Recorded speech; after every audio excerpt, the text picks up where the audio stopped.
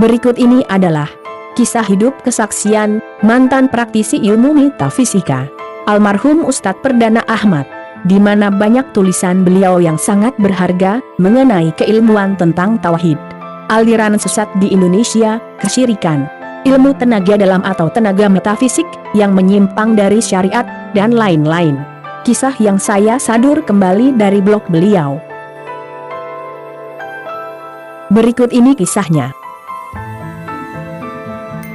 Nama lengkap saya adalah Perdana Ahmad. Saya adalah alumni Universitas Islam Indonesia Angkatan 1999 di Yogyakarta pada jurusan psikologi.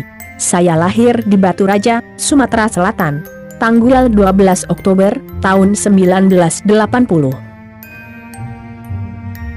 Saya lahir di tengah-tengah keluarga yang memang suka akan ilmu-ilmu kesaktian, di mana ayah saya masa mudanya suka sekali berguru ke orang pintar untuk belajar kesaktian. Bahkan dari penuturan ayah saya, ia pernah melakukan tapa pendem, yaitu mengubur diri dalam tanah, sebagai syarat untuk mendapat ilmu kesaktian tertentu di daerah Banten. Ayah saya, semasa saya kecil, pernah mendemonstrasikan kemampuannya kepada kami sekeluarga, yaitu mematikan lilin dari jarak jauh dengan tenaga dalamnya. Juga mendemonstrasikan kemampuan memecahkan batu kali yang lonjong sebesar pergelangan tangan dengan pukulan tangannya. Begitu juga dengan adik-adik ayah saya. Mereka semuanya ikut perguruan tenaga dalam, dan sering mengobati orang sakit dengan tenaga dalamnya itu. Maka dari itu, sedari kecil, saya sangat ingin seperti ayah saya, juga om saya itu. Perburuan saya mencari ilmu goib dimulai pada saat duduk di bangku SMP di Kota Mana, Bengkulu Selatan. Saya ikut perguruan tenaga dalam Budi Suci, di mana saya mempelajari jurus-jurus tertentu dengan olah pernapasan. Lalu ketika di bangku SMA, saya masuk perguruan tenaga dalam Margaluyu, dan juga seni nafas Indonesia. Dalam berlatih tenaga dalam, saya sudah mencapai tataran yang cukup tinggi waktu itu. Pada masa SMA, saya mulai mengenal dengan namanya makhluk halus, di mana sewaktu latihan, guru saya dari perguruan Margaluyu waktu itu punya kemampuan menarik makhluk-makhluk halus, lalu dimasukkan ke dalam tubuh teman saya, dan kemudian bisa ditanyai berbagai macam hal. Saya juga belajar ngampat, di mana saya belajar untuk menghadirkan makhluk halus yang saya ingini ke dalam tubuh saya atau orang lain. Setelah lulus di bangku SMA tahun 1999, saya pergi ke Yogyakarta dan kuliah di Universitas Islam Indonesia. Di Yogyakarta ini, saya tidak lagi masuk perguruan berbasis tenaga dalam lagi, namun masih suka berlatih sendiri ilmu olah pernapasan. Saya pada tahun ini juga mengenal Reiki dari toko buku Gramedia, di mana saya melihat ada buku tentang suatu aliran Reiki Tummo, dan menginformasikan adanya lokakarya Reiki Tummo di Yogyakarta. Rasa keingintahuan saya begitu tinggi akan ilmu penyembuhan dengan menggunakan energi ilahi atau alam semesta, dan peningkatan spiritualitas seperti yang diberitahukan dalam buku. Lalu, saya mengikuti lokakarya Reiki itu pada tingkat level 1, langsung pada aliran Reiki Tummo, yang katanya lebih baik dari aliran Reiki Usui. Saya memang merasakan sensasi yang aneh, di mana saya bisa merasakan getaran-getaran pada tangan saya sebagai tanda energi telah mengalir. Bertambah semangatlah saya untuk mempelajari Reiki lebih jauh. Maka saya mulai membeli semua buku-buku yang berhubungan dengan Reiki. Saya mulai sering bermeditasi Reiki dan membaca buku-buku tentang Reiki, mengkaji, mendengarkan penuturan para praktisi Reiki yang senior tentang ajaran-ajaran spiritualitas, dan ternyata banyak dipengaruhi ajaran-ajaran Buddha dan Hindu. Namun waktu itu, saya terus mengkajinya. Karena saya pikir, Nabi Muhammad saja memberitahukan, agar kita belajar ke negeri Cina, untuk mencari ilmu pengetahuan. Selain memperdalam Reiki, saya juga mengikuti pengajian di pesantren Ihya As-Sunnah Dregolan, di Yogyakarta, dan masuk dalam keanggotaan Laskar Jihad, yang telah dibentuk. Karena waktu itu sedang ramai-ramainya berita tentang pembantaian kaum muslimin di Maluku dan Poso. Pada keanggotaan saya di Laskar Jihad ini, saya mulai ragu-ragu akan kebersihan ilmu-ilmu tenaga dalam dan juga ilmu penyembuhan Reiki, di mana anggota Laskar Jihad sangat ditekankan menjauhi syirik, hurafat maupun bidah dalam ibadah maupun pada saat berjihad. Lalu, pada pertengahan tahun 2000, saya berangkat ke Ambon dan berjihad di sana.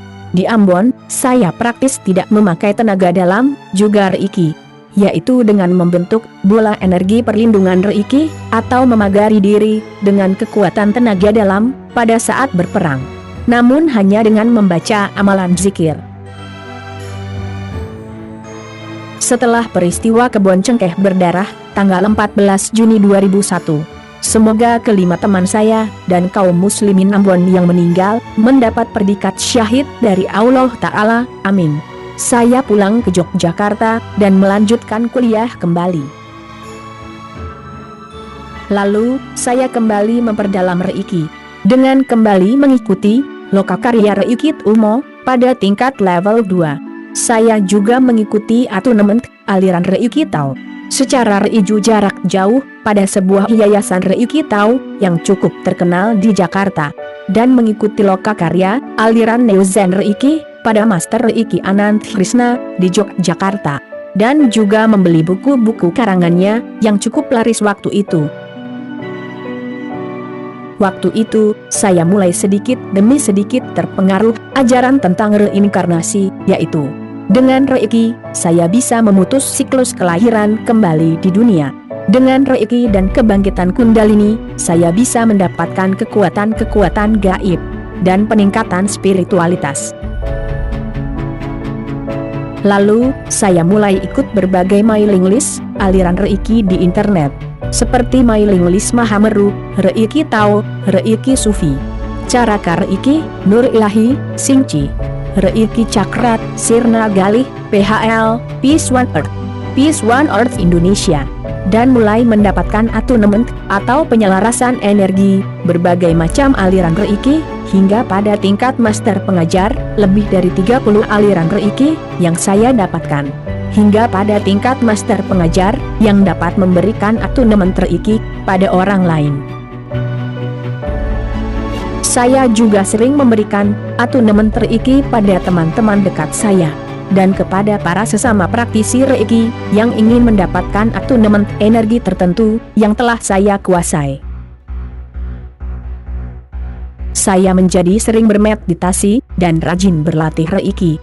Tetapi dalam memperdalam Reiki ini, saya malah sering menderita berbagai macam penyakit yang kelihatannya ringan, seperti pusing kepala, dada sesak, sampai sakit atau panas pada bagian-bagian tubuh tertentu secara terus-menerus.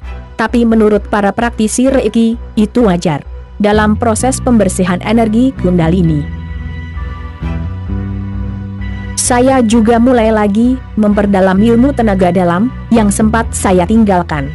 Selain latihan pernapasan, saya juga mulai memperdalam ilmu aji-ajian versi Jawa, yaitu dengan melakukan puasa mutih, ngebleng, dan membaca suatu rapalan ribuan kali.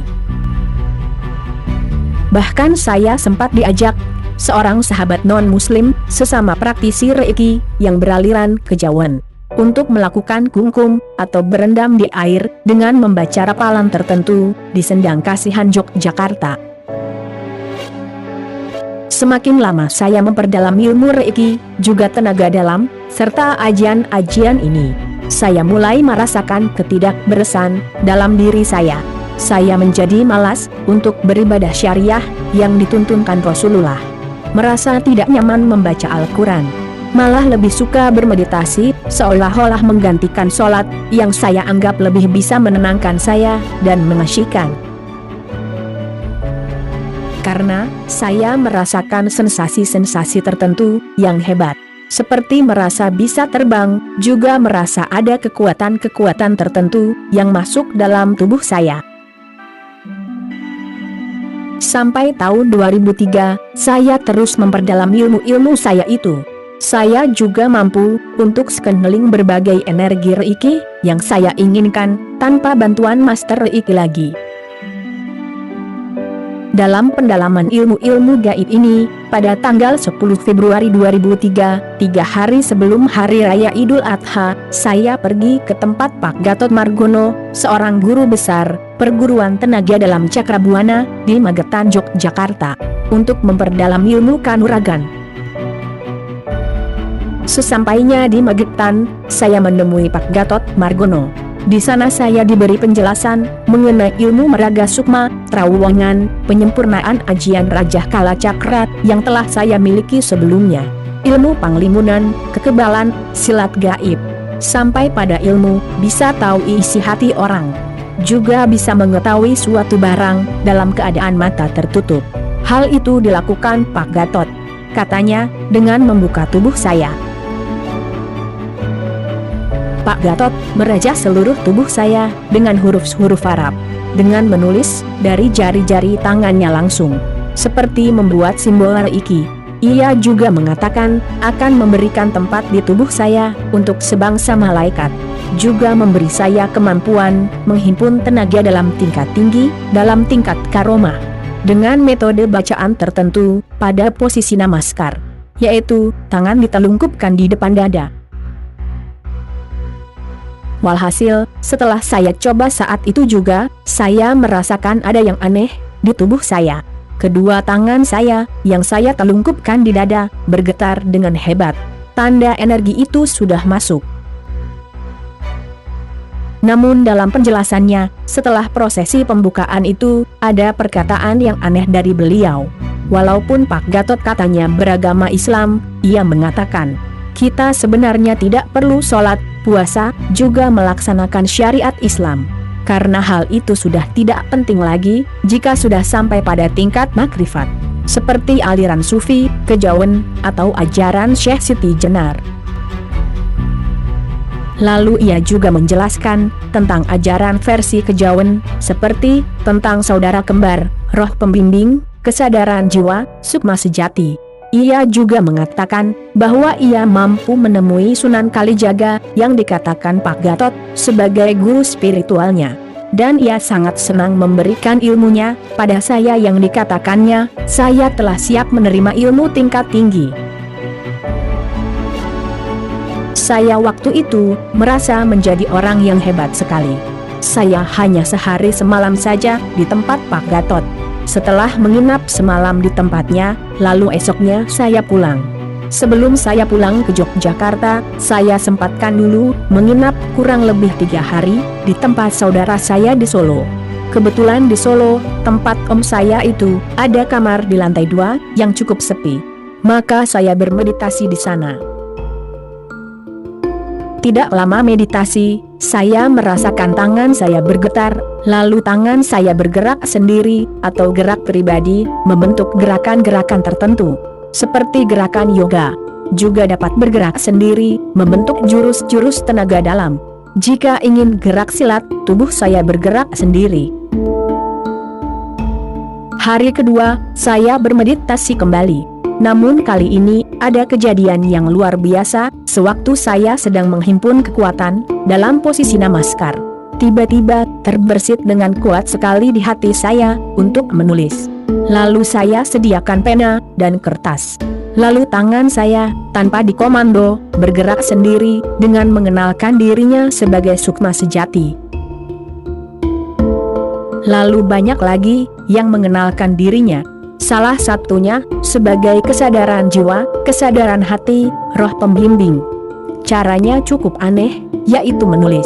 Katanya ini cara pertama, untuk berkenalan dengan saya, sebagai satu tubuh. Ia mengatakan, di tubuh saya banyak sekali kesadaran-kesadaran. Mereka mengatakan sudah sangat letih, mendampingi saya hidup di dunia. Mendengar hal itu, dan dengan keinginan teman saya itu, sesuai dengan ilmu-ilmu Reiki yang saya pelajari, saya membuat suatu simbol Reiki di dada, juga di bagian tubuh lain. Lalu mereka dipersilahkan untuk mengambil kekuatannya. Pertemanan saya berjalan terus, sampai saya pulang ke kos-kosan.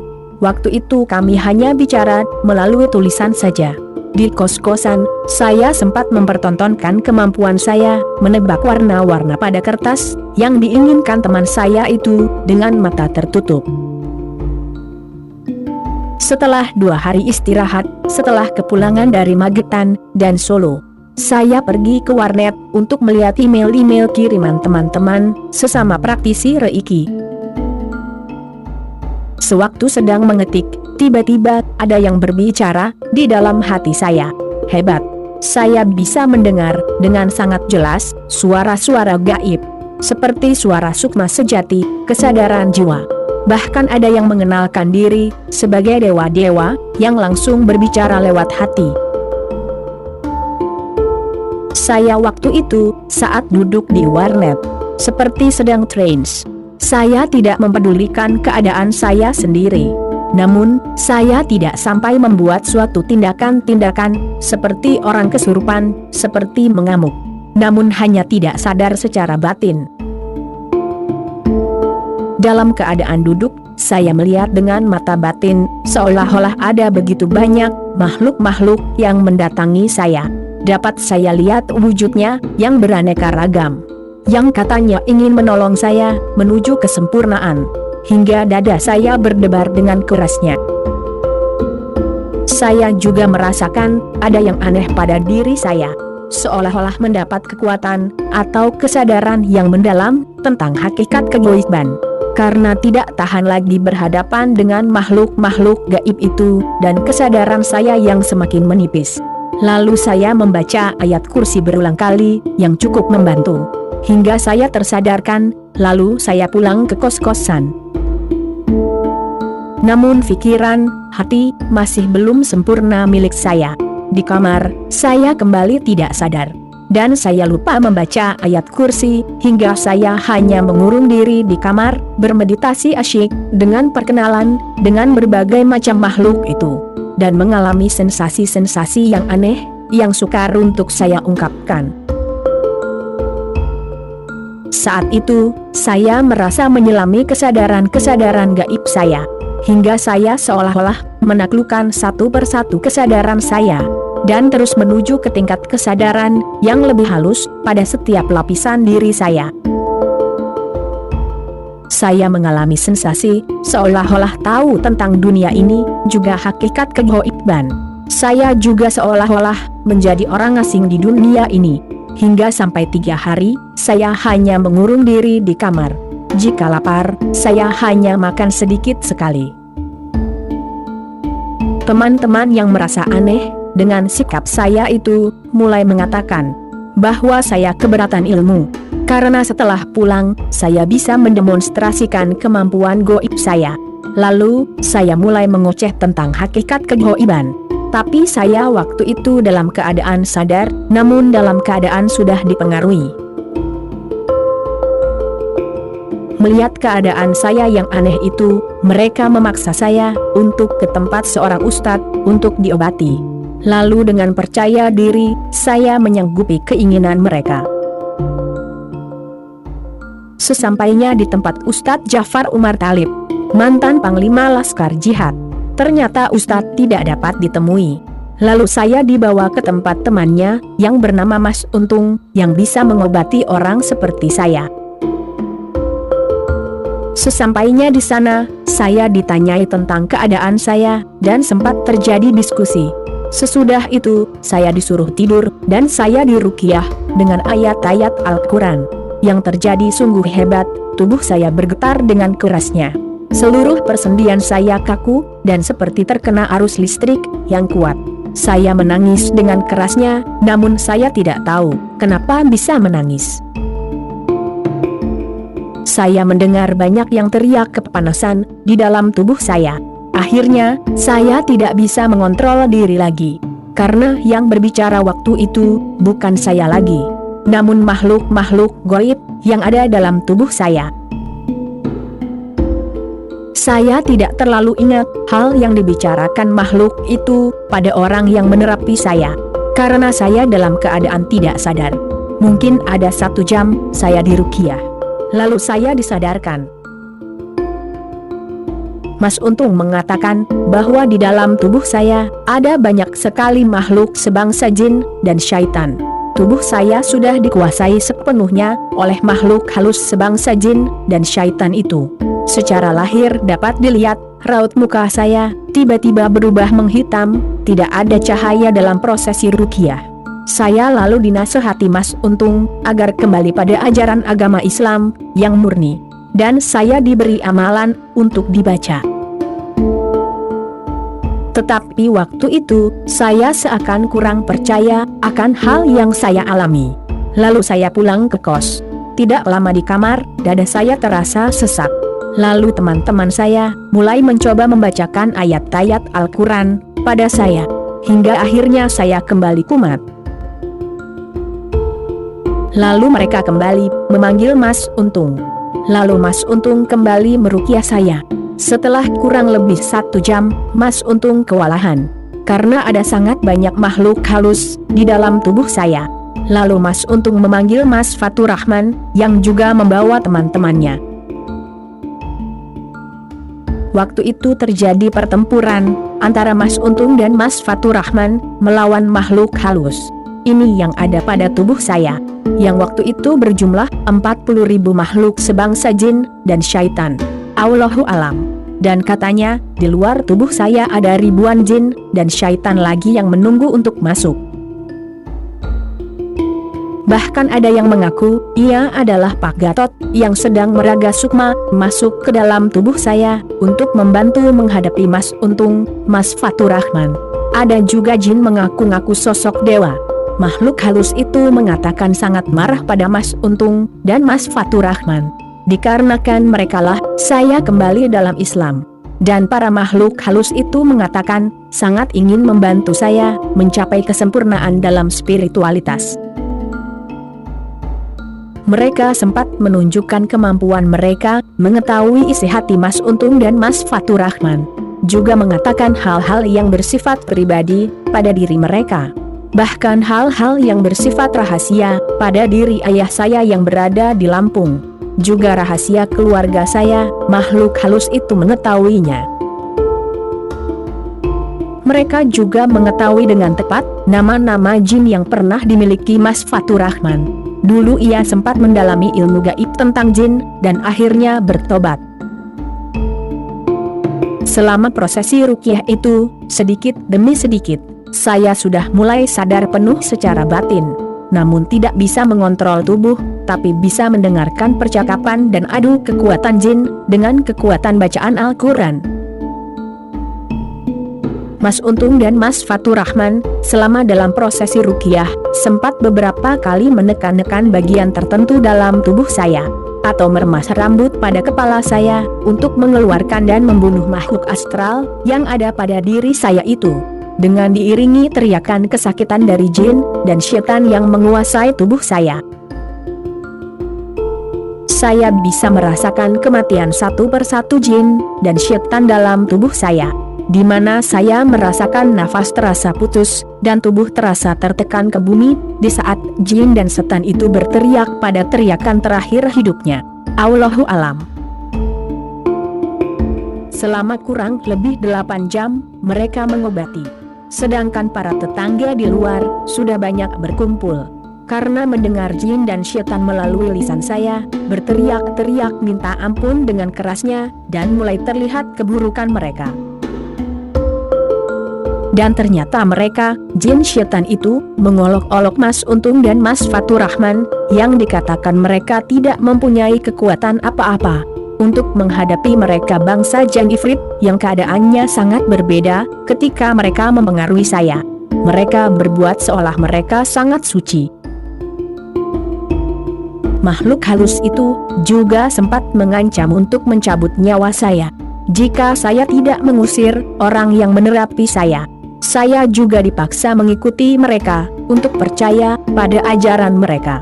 Mereka juga mengatakan melalui batin saya bahwa mereka punya kemampuan dan kekuasaan untuk mencabut nyawa saya. Mungkin lebih dari 5 kali mereka berbuat sesuatu pada diri saya, sehingga saya merasakan napas terasa putus dan mendapat sensasi seolah-olah lingkungan sekitar menjadi hening seketika.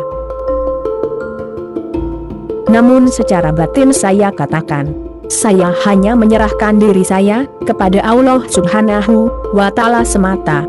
Dialah yang punya hak atas nyawa saya, dan saya mohon ampun kepada Allah Ta'ala atas segala kesalahan yang telah saya perbuat, yang nyatanya mereka hanya menggertak saja, dan tidak terbukti sama sekali ancaman mereka itu.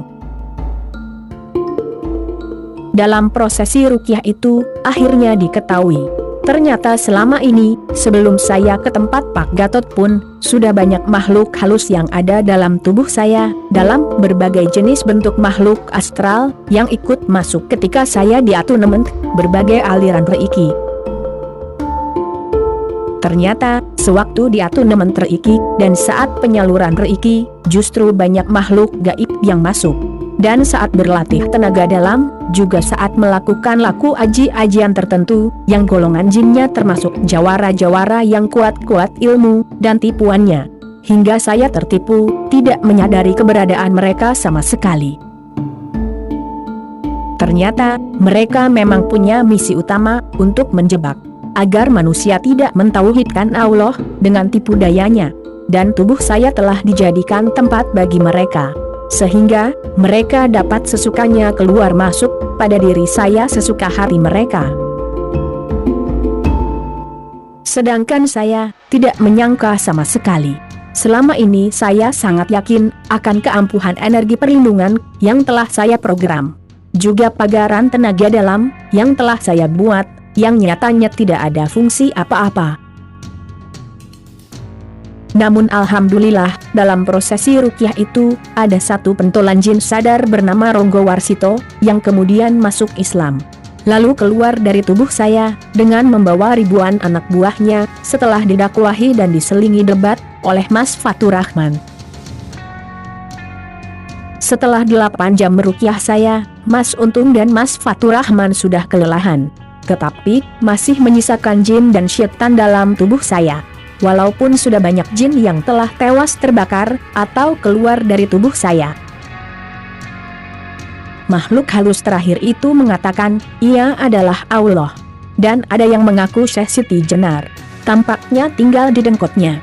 Mas Untung mengatakan, sekarang tinggal kamu sendiri yang mengalahkannya, dengan fadilah Al-Quran yang diajarkan pada saya.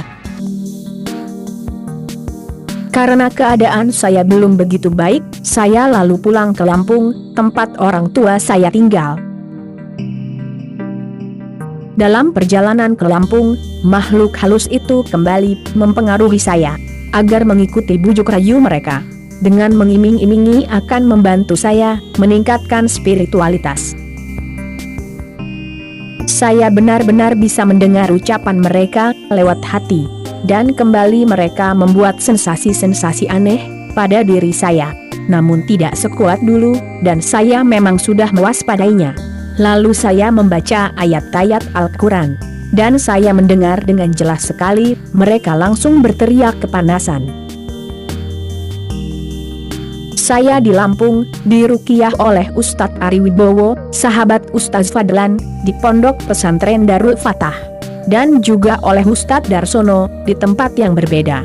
Ternyata masih banyak jin dalam tubuh saya, dan ada sihir yang terus menyerang saya. Saya juga sempat dibawa ibu saya ke guru besar tenaga dalam Sinar Cakra, yang ibuku waktu itu menjadi anggota Sinar Cakra, dan saya juga menjadi anggotanya. Yang terjadi adalah, mereka tertawa-tawa, yang bisa didengar lewat batin saya. Karena tidak ada satupun jurus-jurus tenaga dalam, pada saat penyaluran energi tenaga dalam, sanggup mengusir, bahkan melukai mereka. Karena ilmu-ilmu tenaga dalam, dan semacamnya itu sendiri, adalah salah satu senjata dan tipu daya mereka, untuk mengecoh manusia. Saya juga ingat mereka pernah mengatakan sewaktu saya masih di Yogyakarta, di waktu jin dan syaitan itu masih tersisa dalam tubuh saya. Mereka sama sekali tidak mempan terhadap yang dinamakan energi ilahi atau reiki. Untuk penjelasan tentang hakikat reiki, tenaga dalam, dan ilmu kesaktian, bisa membaca buku saya yang berjudul Membongkar Kesesatan Praktek Sihir pada Reiki, Tenaga Dalam, dan Ilmu Kesaktian. Walaupun sempat saya mengalirkan jenis energi yang bersifat panas, sekelas Sakara, juga Karunaki, ataupun energi sekaliber Singci, bahkan Reiki Tao, dan juga bola energi kuning emas, yang katanya anti jin, sama sekali tidak berarti, malah mulai terlihat kejelekan mereka. Mereka sangat suka mengolok dan mengejek, dengan mengatakan energi ilahi itu tidak punya pengaruh apa-apa, bahkan sangat enak untuk dimakan, dan Reiki itu adalah milik mereka. Lalu mereka mengatakan bahwa saya orang bodoh, yang tidak tahu apa-apa. Mereka juga mengatakan bahwa mereka sudah berpengalaman selama ribuan tahun demi misinya untuk mempengaruhi orang-orang seperti saya lewat kekuatan-kekuatan energi atau tenaga dalam. Pada masa pengobatan ini, saya sempat 3 kali antara sadar dan tidak di dalam tidur saya. Saya berkelahi dengan makhluk halus yang masih tersisa di dalam tubuh saya. Dan saya bisa melihat wujudnya dengan sangat jelas, seperti saya melihat dengan mata telanjang. Pada pertemuan pertama, saya melihat ada 2 jin laki-laki yang menyerang saya, dan waktu itu saya sempat terpukul, namun saya tidak merasakan sakit, dan saya dapat membanting salah satu jin itu sewaktu ia ingin menebas tubuh saya dengan pedangnya, hingga terkena temannya sendiri. Beberapa hari kemudian, saya kembali bermimpi, dan saya kembali dapat melihat mereka dengan sangat jelas sekali, namun dalam rupa yang sangat menyeramkan, dan mentertawai saya dengan tawa yang cukup mengerikan, namun tidak berani mendekati saya. Pada pertemuan ketiga inilah, saya dapat melihat wujud mereka secara lebih nyata. Allahu alam. Yaitu ada jin yang berbentuk sangat mirip dengan manusia, namun tubuhnya begitu besar dan sangat tinggi, dan syaitan satu lagi berwujud seperti kera, dengan tubuh sangat hitam dan pendek, kira-kira 50 cm saja. Saya kali ini benar-benar berkelahi dengan mereka. Saya benar-benar merasakan mereka menyerang saya. Saya sempat menangkap jin yang bertubuh pendek dengan tangan kiri saya. Lalu saya cengkram tubuhnya dengan keras, dan saya bacakan ayat kursi, hingga ia terbakar. Hingga jin yang satu lagi, yang bertubuh amat mirip manusia itu, tidak berani mendekat. Setelah mendapat pengobatan ruqyah di Lampung, dengan Ustadz Ari Wibowo dan Ustadz Darsono, dan dengan cukup ketat melakukan zikir, juga doa-doa untuk perlindungan diri, juga membeli, mendengarkan kaset ruqyah yang dibacakan Ustadz Fadlan, saya merasa agak baikan. Jin yang ada dalam tubuh saya itu tidak begitu dapat lagi membuat sensasi-sensasi yang aneh pada batin saya. Saya juga sempat menelpon Ustadz Fadlan pada minggu ke-1 bulan Maret 2003. Dan ada kejadian yang cukup berkesan sewaktu saya menelpon Ustadz Fadlan. Begitu Ustadz Fadlan mengangkat HP-nya, dan saya mengatakan bahwa saya ingin konsultasi tentang masalah jin yang ada dalam tubuh saya. Tiba-tiba saya langsung tidak dapat mengontrol diri saya. Lalu jin yang masih ada dalam tubuh saya itu berteriak-teriak tidak sudi bertemu Ustadz Fadlan. Melihat jin itu berbicara melalui lisan saya, maka Ustadz Fadlan langsung meruqyah saya secara jarak jauh melalui telepon. Saya bisa mendengar jin yang ada dalam tubuh saya itu berteriak-teriak kepanasan dalam terapi ruqyah melalui HP. Alhamdulillah, saya bisa mengontrol tubuh dan tangan saya untuk tetap duduk memegang telepon. Lalu, saya disadarkan kembali, dan Ustadz Fadlan menyarankan agar saya menemuinya di Jakarta atau di Yogyakarta. Lalu saya kembali ke Yogyakarta. Dan sekembalinya di Yogyakarta, saya berniat untuk menemui Ustadz Fadlan secara langsung. Pada hari Jumat, minggu ketiga bulan April 2003, saya menemui Ustadz Fadlan dengan ditemani teman saya menuju tempat terapi ruqyah Ustadz Fadlan untuk diruqyah. Begitu sampai di tempat Ustadz Fadlan, ada juga kejadian yang cukup menghebohkan setelah saya turun dari motor dan mendengar suara Ustadz Fadlan yang sedang melakukan terapi ruqyah. Dada saya langsung terasa sesak dan saya langsung jatuh terduduk di tanah. Lalu saya muntah-muntah. Saya merasa ada banyak sekali yang keluar melalui mulut saya, semacam uap yang keluar bersama-sama muntahan saya. Lalu, saya dibawa ke ruangan tempat ruqyah massal berlangsung. Di ruangan itu, saya tidak dapat lagi mengontrol diri saya. Jin yang telah menguasai tubuh saya itu menangis meraung-raung kepanasan. Tubuh saya juga bergetar dengan hebatnya. Setelah setengah jam, jin melalui tubuh saya itu menangis dan berteriak-teriak kepanasan. Lalu Ustadz Fadlan secara khusus membacakan ayat-ayat ruqyah kepada saya. Ustadz Fadlan, pada saat meruqyah saya secara langsung, sempat beberapa kali memukul-mukul, juga menekan pada beberapa bagian tubuh saya. Lalu terjadi dialog jin yang mendakwakan dirinya sebagai golongan jin ifrit dengan Ustadz Fadlan. Jin itu mengaku mempunyai ribuan anak buah. Dan sebagian besar anak buahnya itu telah pergi dari tubuh saya. Dan juga jin itu mengatakan bahwa gara-gara Ustadz Fadlan, banyak sekali anak buahnya yang tewas terbakar. Jin itu juga mengaku bahwa reiki itu sebenarnya dari kekuatan dirinya. Dan dalam berbagai jenis aliran reiki yang telah dikuasai saya itu, ada banyak jenis jin yang masuk sesuai dengan jenis aliran reiki yang telah saya kuasai. Dan juga ada banyak jin lain yang telah membantu dan menguasai saya pada saat latihan tenaga dalam. Karena sesungguhnya tenaga dalam itu juga dari kekuatan mereka, percakapan antara Ustadz Fadlan dengan jin dalam tubuh saya. Dan sempat direkam oleh asisten Ustadz Fadlan. Lalu Ustadz Fadlan mengajak jin yang ada dalam tubuh saya itu bertobat dan masuk Islam. Tetapi, jin-jin yang telah menguasai tubuh saya itu sepertinya enggan masuk Islam. Bahkan ada salah satu jin yang takut pada Pak Gatot Margono dan mengatakan jika ia keluar maka Pak Gatot akan membunuhnya. Karena kebandelan mereka, setelah didakwahi masih saja tidak mau keluar dari tubuh saya, maka Ustadz Fadlan memukuli kembali mereka dengan melalui perantara tubuh saya, hingga mereka menjerit-jerit kesakitan dan kepanasan, karena tubuh mereka luka-luka dan terbakar. Akhirnya, banyak di antara mereka yang menyerah kalah. Lalu Ustadz Fadlan memberi saya minum air sirih yang telah disaring dan dicampur garam.